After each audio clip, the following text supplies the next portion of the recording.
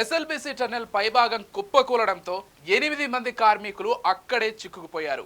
వారిని బయటకు తెచ్చేందుకు రాత్రి పగలు తేడా లేకుండా ఎన్డీఆర్ఎఫ్, ఎస్డీఆర్ఎఫ్, ఆర్మీ బలగాలు ఎంతో కష్టపడుతున్నాయి. వీటితో పాటు rat hole miners, sniffer dogs ద్వారా కనుగొనేందుకు కూడా ప్రయత్నాలు చేశారు. కానీ వాటి వల్ల ఎలాంటి ఉపయోగమూ కనిపించలేదు.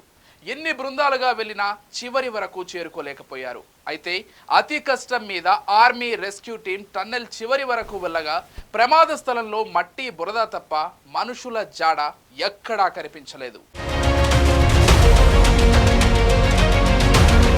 అయితే దాదాపు 3 ఏళ్ల విరామం తర్వాత ఈ మధ్యనే టన్నెల్ పనులు మొదలైనట్లు తెలంగాణ ఇరిగేషన్ శాఖ అధికారులు చెప్పారు. అంతలోనే ఈ ప్రమాదం జరిగింది. తెలంగాణలో సుదీర్ఘకాలంగా నిర్మాణం జరుగుతున్న ప్రాజెక్టుల్లో ఇది ఒకటి. దీని నిర్మాణానికి సుమారు 42 ఏళ్ల కిందట ఆలోచన మొదలు కాగా 20 ఏళ్ల కిందట పనులు ప్రారంభమయ్యాయి. అసలు ఏమిటి ప్రాజెక్టు, దీంతో ఏ ప్రాంతాలకు ఉపయోగం, 20 ఏళ్లుగా ఎందుకు పూర్తి కాలేదు అనే విషయాలు ఇప్పుడు క్లియర్ కట్గా చూద్దాం. ఎస్ఎల్బీసీ ప్రాజెక్ట్ పనులను ఆగస్టు 2005లో 2813 కోట్ల రూపాయలతో అప్పటి ఉమ్మడి ఏపీ ప్రభుత్వం ఆమోదం తెలిపింది.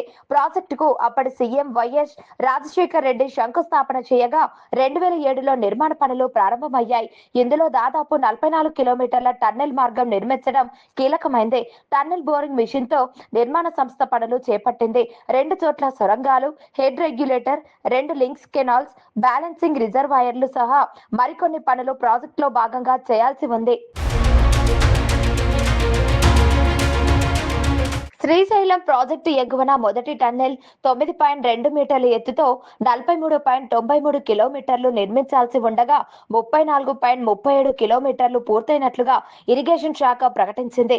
దీనిని 2 వైపుల నుంచి, అంటే ఇన్లెట్, అవుట్లెట్ వైపు నుంచి పనులు చేసుకుంటూ వచ్చారు. నాగర్ కర్నూలు జిల్లాలోని అమరాబాద్ మండలం దోమలపేంట వద్ద పనులు చేపట్టి అచ్చంపేట మండలం మన్నెవారిపల్లె వద్ద టన్నెల్ పనులు పూర్తి చేయాల్సి ఉంది. ఇంకా 9.56 కిలోమీటర్ల టన్నెల్ నిర్మించాల్సి ఉంది. ఎస్ఎల్బీసీ ప్రాజెక్ట్ లో భాగమైన మరో టన్నెల్లో 8.75 మీటర్ల ఎత్తుతో 7.13 కిలోమీటర్ల నిర్మాణం పూర్తయింది. ఇది నల్గొండ జిల్లా చందంపేట మండల తెల్దేవరపల్లి నుంచి నేరేడు గుమ్మ వరకు ఉంది. డిఎంజీ బ్యాలెన్సింగ్ రిజర్వాయర్, పెళ్లిపాకల ఉదయం సముద్ర రిజర్వాయర్లు కూడా ఈ ప్రాజెక్ట్ లో భాగమే.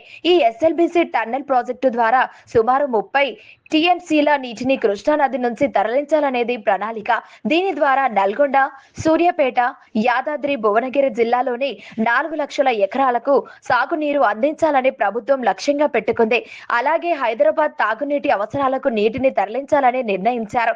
2010 నాటికే పనులు పూర్తి కావాల్సి ఉండగా కొనసాగుతూ వచ్చాయి. ఈ ప్రాజెక్టు ఉమ్మడి ఏపీలోనే 52% పనులు పూర్తయ్యాయి. ఆ తర్వాత గత 10.5 ఏళ్లలో 23% పనులు అయ్యాయి.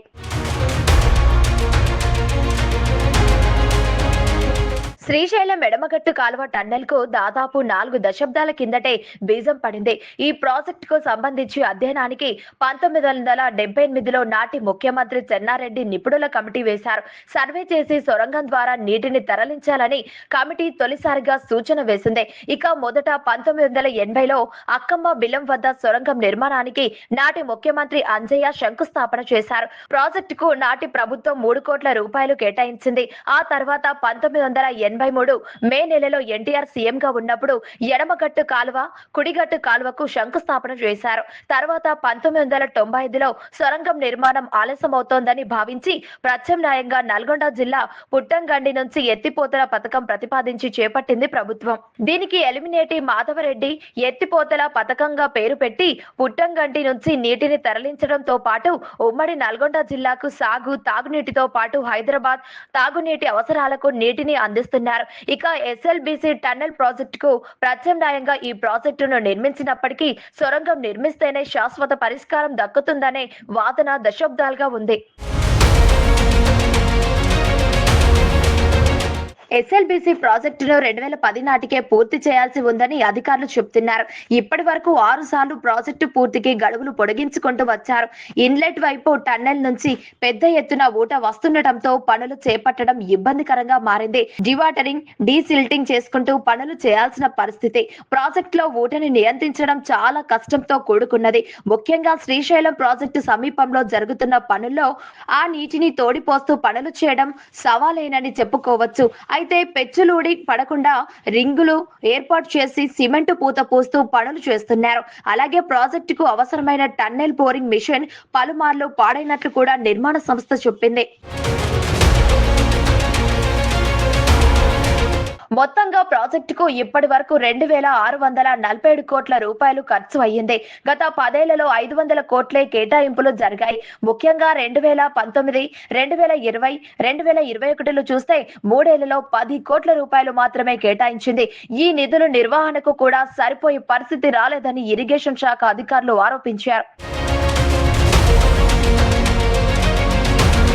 తెలంగాణలో కాంగ్రెస్ ప్రభుత్వం అధికారంలోకి వచ్చాక ప్రాజెక్టు అంచనా మరోసారి కూడా పెంచింది. ఇక 2017లో 3,152 కోట్ల రూపాయలు అంచనా వ్యయం పెరగగా దాన్ని 4,637 కోట్లకు పెంచింది కాంగ్రెస్ ప్రభుత్వం. తిరిగి ప్రాజెక్టు పనులు ప్రారంభించాలంటే ఊట నివారణ, బోరింగ్ మెషిన్ బేరింగులు ఏర్పాటు చేయాల్సి ఉందని chief engineering Anil Kumar committee భావించింది. ఇందుకు ముందస్తుగా 50 కోట్ల రూపాయలను నిర్మాణ సంస్థకు కేటాయించేందుకు ప్రతిపాదించింది. ఈ మేరకు గత ఏడాది ప్రభుత్వం నిధులు విడుదల చేసింది. అలాగే 2024-2025 బడ్జెట్ లో 800 కోట్ల రూపాయలు ప్రభుత్వం కేటాయించింది. ఈ ప్రాజెక్టును 2 ఏళ్లలో పూర్తి చేసేలా చర్యలు చేపడతామని గత ఏడాది జూలైలో మంత్రి ఉత్తమ్ కుమార్ రెడ్డి ప్రకటించారు. ప్రస్తుతం నెలకు 300 మీటర్ల చొప్పున టన్నెల్ తవ్వాలనేది నిర్మాణ సంస్థ ప్రణాళిక. అయితే ఏళ్ల తరబడి టన్నెల్ పనులు జరుగుతుండటంతో సమస్యలు పెరుగుతూ వచ్చాయని ఇరిగేషన్ రంగ నిపుణులు చెబుతున్నారు.